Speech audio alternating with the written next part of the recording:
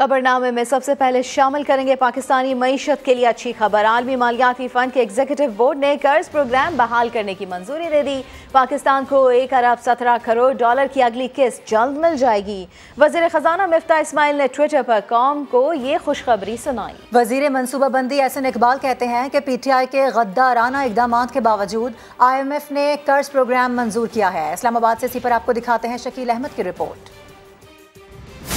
डूबती मुल्क की मईशत को बचाने के लिए हुकूमती कोशिशें कामयाब, मनफी प्रोपेगेंडा करने वालों को नाकामी के सिवा कुछ हाथ न आया। IMF एग्जीक्यूटिव बोर्ड ने वाशिंगटन में इजलास के बाद पाकिस्तान के लिए कर्ज प्रोग्राम में जून 2023 तक तोसी की मंजूरी दे दी।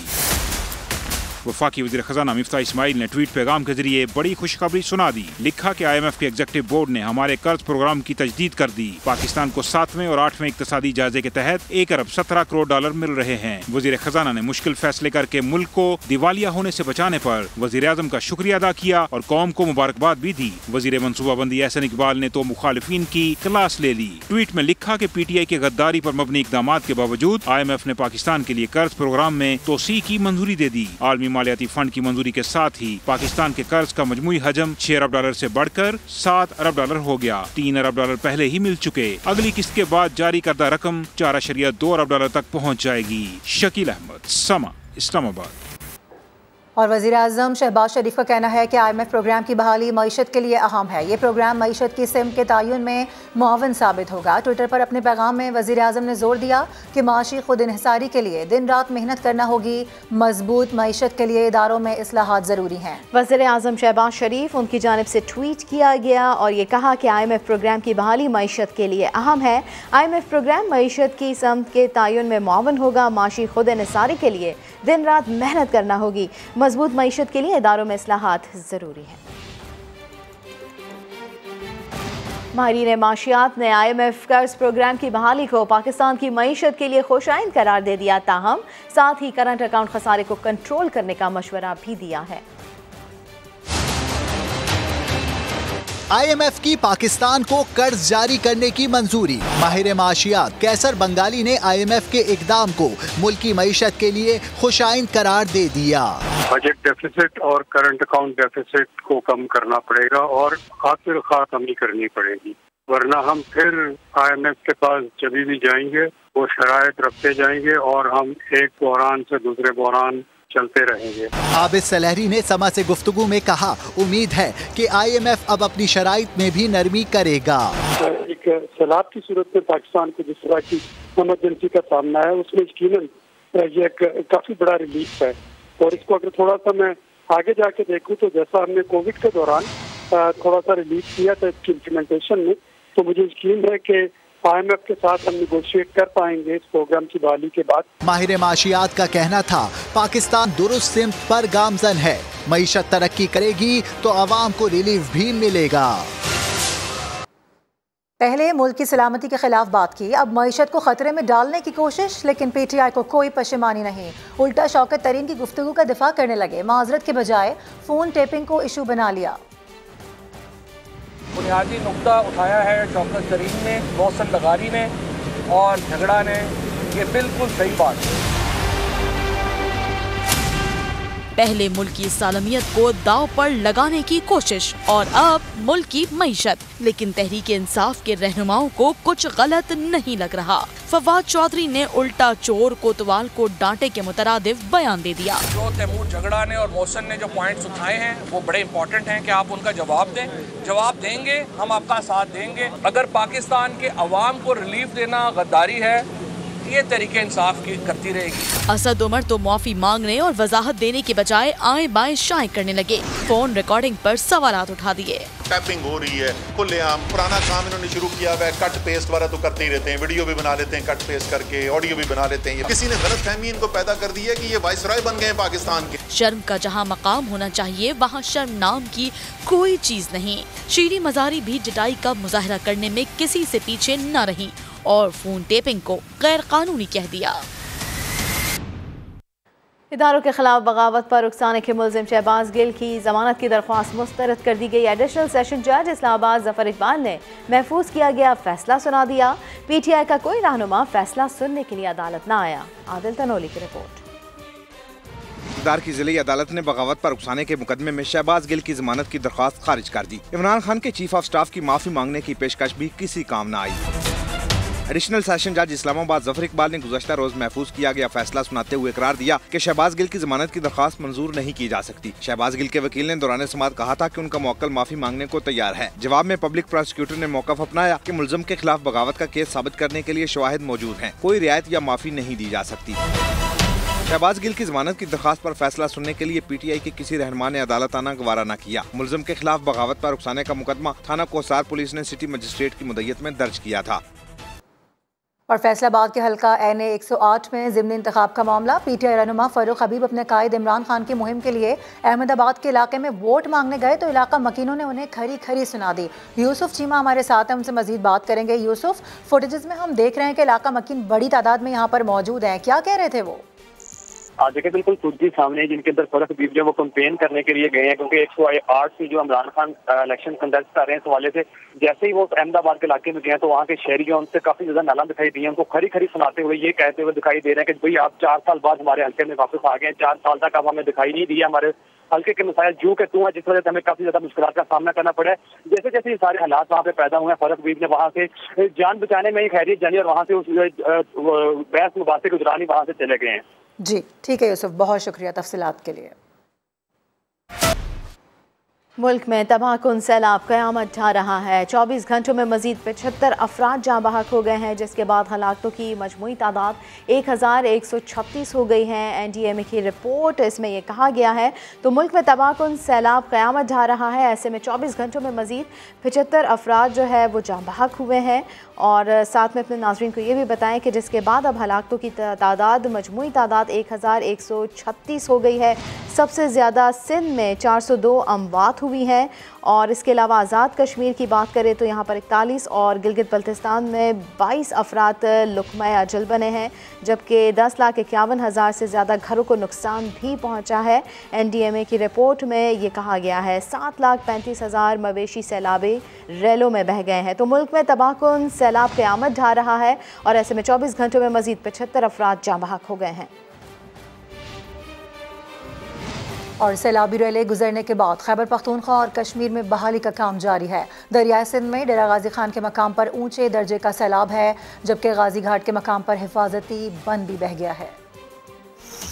दरियाओं के बहाव में इजाफा, दरियाए सिंध में डेरा गाजी खान के मुकाम पर ऊंचे दर्जे का सैलाब। गाजी घाट में हिफाजती बंद बह गया, जिससे करीबी आबादी जेर आब आने का खदशा। दरियाए सिंध के पुश्तों को मजबूत करने के लिए काम जारी है। दरियाए काबुल में नौशेरा के मुकाम पर 2,50,000 क्यूसिक से कम का रेला गुजर रहा है। अतराफ की आबादियों से पानी तो निकल चुका है, लेकिन रिलीफ कैंपों में मुकीम बच्चों की तालीम मुतासिर हुई है। दीर की जिला इंतजामिया ने पात्राक पुल को ट्रैफिक के लिए आर्जी तौर पर बहाल कर दिया, जिसके बाद मुतासिरीन के लिए इमदादी सामान पहुँचना शुरू हो गया। वादी नीलम में बारिश और सैलाब से मुतासरा पुल की मुकामी लोगों ने अपनी मदद आप के तहत तामीर शुरू कर दी है। हालिया सैलाब के नतीजे में करोड़ों के घर में रहने वाले लोग अब अपने ही आशियाने के मलबे पर बैठकर वक्त गुजारने पर मजबूर हो गए हैं।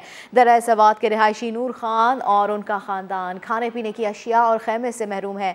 हमारे नुमाइंदे जहीर अली खान वहीं पर ही मौजूद हैं, उनसे बात कर लेते हैं। जी जहीर। मैं इस वक्त बहरैन से पहले दरिया स्वात के किनारे मौजूद हूँ और ये एक घर का मलबा नज़र आ रहा है आपको। ये खूबसूरत यहाँ पे घर था और ये ज़्यादा दूर नहीं है, चंद कदम दूरी पे ये मेन जो शाहरा है उसके किनारे ये घर, यहाँ पे जो मलबे का ढेर आपको नज़र आ रहा है। और ये पूरी फैमिली इस वक्त यहाँ, ये जो छत इनके घर टूटे हुए हैं और इस घर के ऊपर बैठे हुए हैं। कुछ सामान भी ये टूटा बिखरा हुआ पड़ा हुआ है, लेकिन ज़्यादातर जो है वो सामान इस छत के नीचे दब गया है।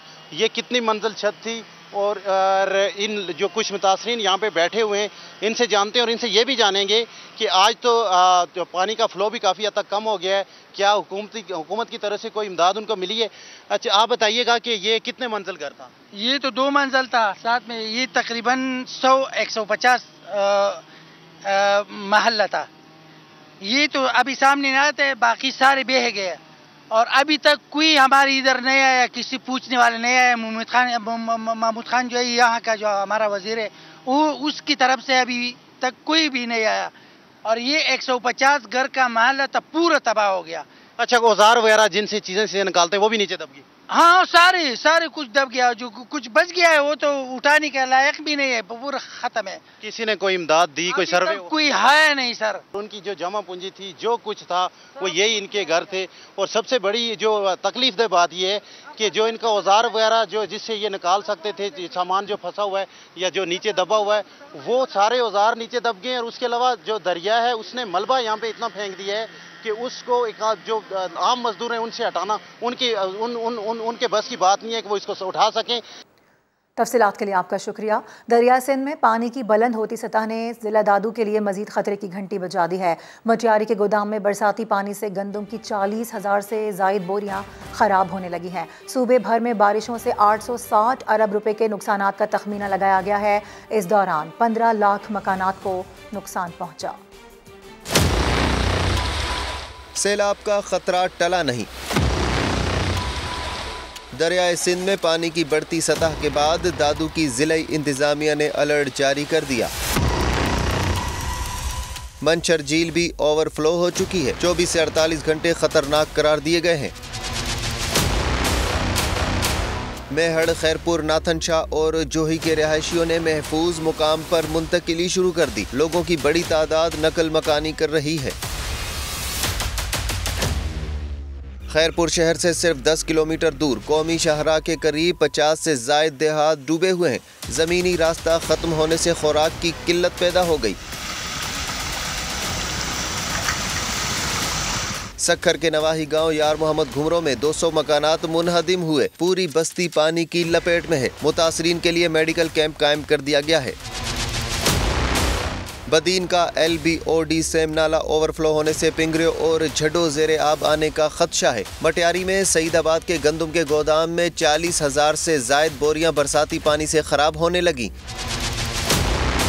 सूबाई हुकूमत के मुताबिक हालिया बारिशों और सैलाबी रेलों से 402 अम्बात और 1055 अफराद जख्मी हुए।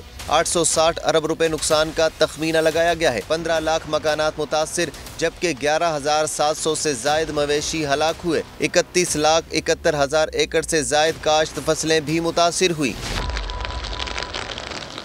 सिंध के सैलाबज़दा इलाकों में भूख एक बहुत बड़ा मसला है। कंबर शहदाद कोट से मौसूल होने वाली एक बच्ची की वीडियो ने देखने वालों के दिल चीर दिए।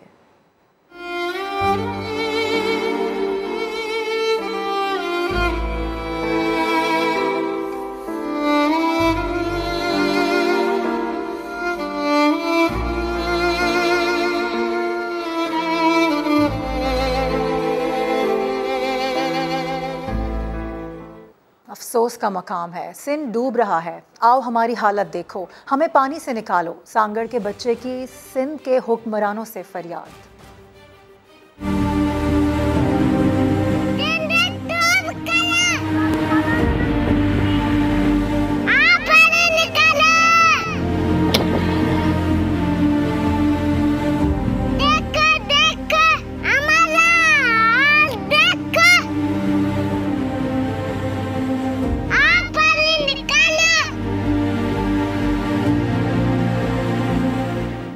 बलूचिस्तान के ज़िले मस्तूम की तहसील गश्त में ईंटों के 200 से जायद भट्टे बैठ गए। हज़ारों मजदूर बेरोज़गार हो गए हैं। मज़ीद जानते हैं समा के नुमाइंदे मोहम्मद आतिफ से।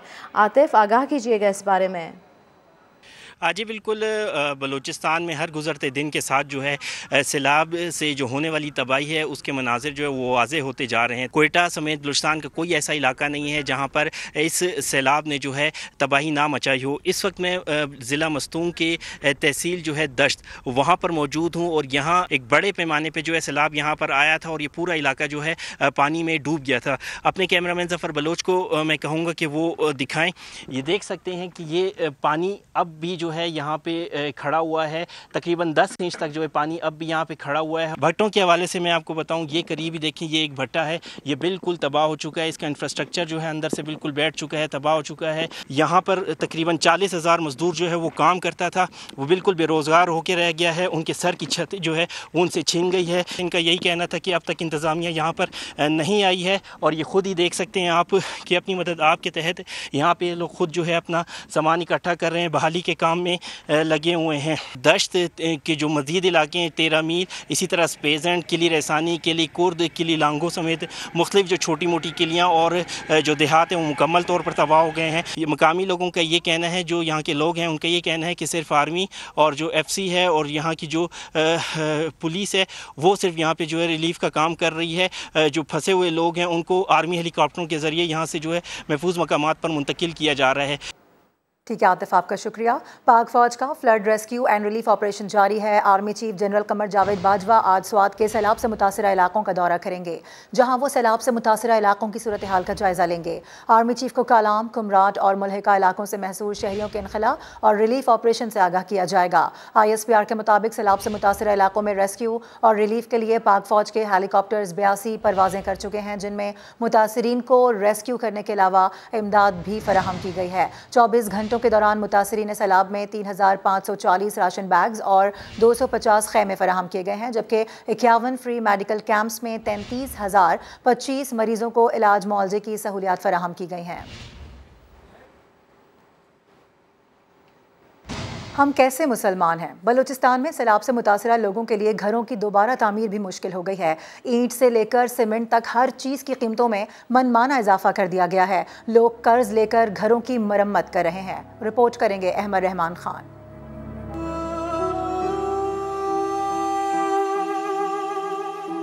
ये वट का रिहायशी हुजूर बख्श है, जिसका घर बारिशों और सैलाबी रेले से गिर गया था। घर की तामीर तो उन्होंने दोबारा शुरू करवा दी है, लेकिन सीमेंट, ईंट और दीगर चीजों की बढ़ती कीमतों से ये बहुत परेशान हैं। कहते हैं कीमतें इतनी बढ़ गई हैं कि कर्जा लेकर घर बनवा रहा हूँ। सर तकरीबन 3 से 3.5 लाख रुपए फी कमरे का आता है।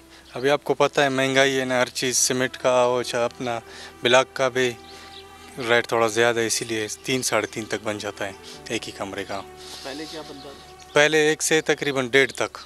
अब महंगाई की वजह से 3 आराम से लग जाता है। सैलाब से पहले पक्की ईंट 25 रुपए में मिलती थी, जो अब 35 से 40 रुपए में मिल रही है। सीमेंट की भी मनमानी कीमत वसूल की जा रही है। घरों में जो है तकरीबन अभी कर्जे पे बेचारे उठा रहे हैं ईंटें। पहले कच्ची ईंट थे, आप खुद देख रहे हैं।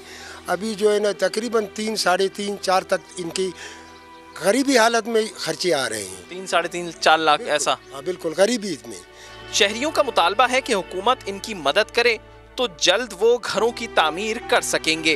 बलूचिस्तान में सैलाब से न सिर्फ हजारों घर टूटे, बल्कि उसमें रहने वालों की उम्मीदें भी टूट गईं कि इंतजामिया उनकी मदद को आएगी। उन्होंने अपनी मदद आप के तहत घरों की तामीर शुरू कर दी है। कैमरामैन शाहिद बलोच के साथ अहमद रहमान खान, समा वड। बलूचिस्तान में सैलाब से तबाह सड़कों की मरम्मत शुरू कर दी गई है। बह जाने वाले ट्रैक्स पर मिट्टी डालकर उन्हें इस्तेमाल के काबिल बनाया जा रहा है। मजीद बता रहे हैं अहमद रहमान खान।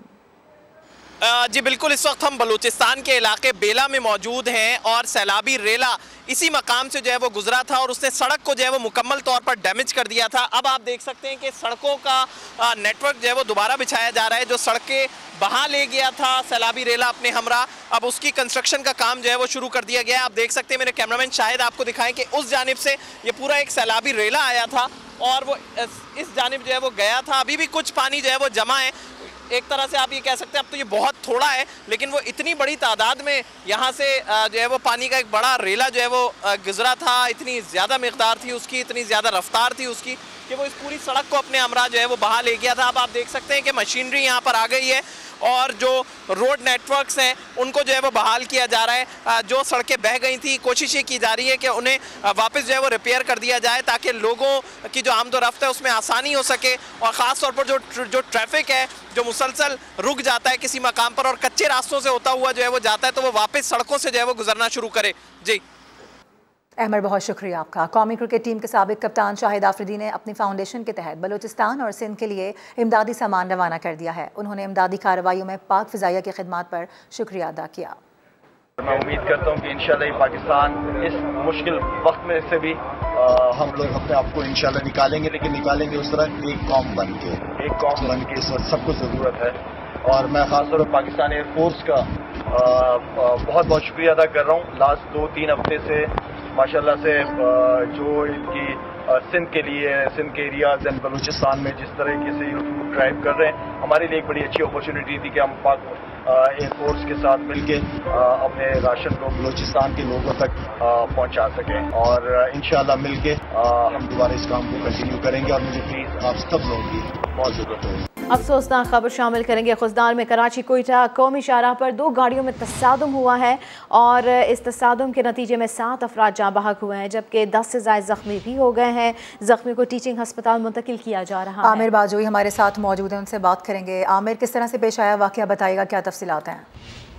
जी, ये खुजदार में कराची कोयटा कौमी शाहराह पर पिकअप गाड़ी और वैगन में तसादुम हुआ है। हादसे के नतीजे में 7 अफराद जान बहक, 10 से ज़ायद जख्मी हुए हैं। जान बहक अफराद में 4 खवातीन और 2 मर्द शामिल है, जबकि जख्मियों में खवातीन और बच्चे भी शामिल है। जख्मियों को खुजदार टीचिंग अस्पताल मुंतकिल किया जा रहा है। जख्मियों में 3 की हालत तशवीशनाक बताई जा रही है। हादसा कराची कोयटा कौमी शाहराह पर कोर्ट के करीब पेश आया है। रेस्क्यू 1112 के एहलकार जख्मियों को रेस्क्यू करके टीचिंग अस्पताल खुजदार मुंतकिल कर ये अफसोसनाक हादसा कोयटा कराची कौमी शाहराह पर खुजदार के इलाके ठीक है, अफसोसनाक वाक़या पेश आया है। डिटेल्स के लिए आपका बेहद शुक्रिया। काम हो ना हो बस नाम होना चाहिए। गुजरांवाला में पंजाब हुकूमत का अजब कारनामा, वजीराबाद इंस्टीट्यूट ऑफ कार्डियोलॉजी का नाम रातों रात तब्दील करके चौधरी परवेज इलाही इंस्टीट्यूट ऑफ कार्डियोलॉजी रख दिया गया। इसी के ऊपर बात कर लेते हैं समा के नुमाइंदे मोहसिन खालिद से। मोहसिन, बताइएगा क्या वजह है, क्यों नाम तब्दील किया गया? जी बिल्कुल, पंजाब हुकूमत की जानिब से पुराने मंसूबों पर नई तख्तियां लगाई जा रही हैं। पंजाब हुकूमत ने वजीराबाद इंस्टीट्यूट ऑफ कार्डियोलॉजी का नाम जो है वो तब्दील कर दिया गया है और इसका नाम जो है चौधरी परवेज इलाही इंस्टीट्यूट ऑफ कार्डियोलॉजी रख दिया गया है। मैं आपको बताता चलूं कि तमाम जो बोर्ड थे जीटी रोड पे और हॉस्पिटल में इंस्टीट्यूट के करीब, उन सब पे जो है नए स्टीमर्स लगा दिए गए हैं, जबकि इस इंस्टीट्यूट का इफ्तिताह जो था वो 22 जुलाई 2018 को उस वक्त के निगरान वजीर आला हसन अस्करी ने किया था। और लेकिन अब अचानक से ये रातों रात जो है वो तब्दील कर दिया गया है। नाम ये फुर्ती दिखाई है पंजाब हुकूमत ने। जबकि दूसरी जानब हमारी जब बात हुई है काफ लीग से काम से, तो उनका ये कहना था कि मंसूबे की जो बुनियाद थी वो परवेज लाई ने अपने वजारत आला के साबिक दौर में रखी थी, जिसकी वजह से इसका नाम तब्दील किया गया है। तहम इस रातों रात नाम की तब्दीली से और बोर्ड्स नए लगाने की वजह से जो है शहरी काफी जो है वो हैरत ज़दा है। उनका कहना है कि पंजाब हुकूमत को काम करने पर जो है फोकस करना चाहिए, नए मनसूबे लेके आना चाहिए, ना कि इस तरफ ध्यान दे के पुराने मनसूबों को ही नए नाम जो है। ठीक है, बहुत शुक्रिया मोहसिन खालिद, अपडेट किया आपने। और अब आपको बताएं कि सिंध और बलूचिस्तान में सैलाब के बायस टमाटर और सब्जियों की कीमतों में होशरुबा इजाफा हो गया है। महंगा टमाटर कुव्वत खरीद से बाहर हुआ तो शहरियों ने दही को मुतबादल तौर पर इस्तेमाल करना शुरू कर दिया। रिपोर्ट कर रही है सैयदा जीनत।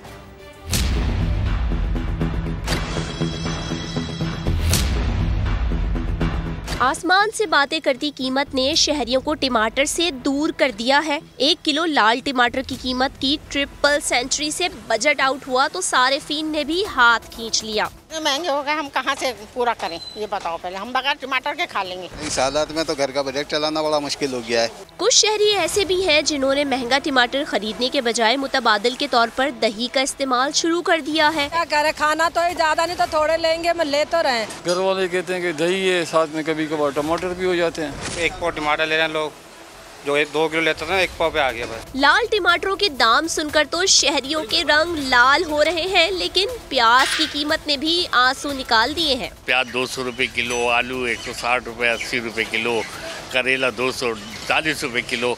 आदमी क्या खाए, सब्जी खाने से भी आदमी मजबूर हो गया। प्याज भी महंगी हो गई है, टमाटर भी महंगा हो गया, हर चीज़ ही महंगी हो गई है। कौन सी ऐसी चीज़ें जो सस्ती है? इंतजामिया की जानिब से कीमतें कंट्रोल करने का मुनासिब और फाल निज़ाम न होने के बाइस नाजायज मुनाफाखोर बेलगाम है। कैमरामैन फैसल आगाही के साथ सैयदा जीनत, समा, कराची।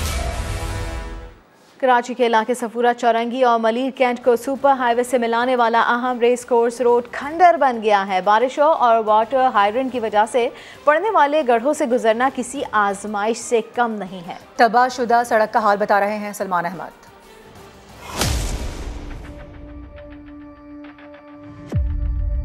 कराची सफूरा चौरंगी को मलीर कैंट और सुपर हाईवे से मिलाने वाला ये वो शाहकार रेस कोर्स रोड है जो तबाहाल तो था, लेकिन हालिया बारिशों ने इसे चलने के काबिल भी नहीं छोड़ा।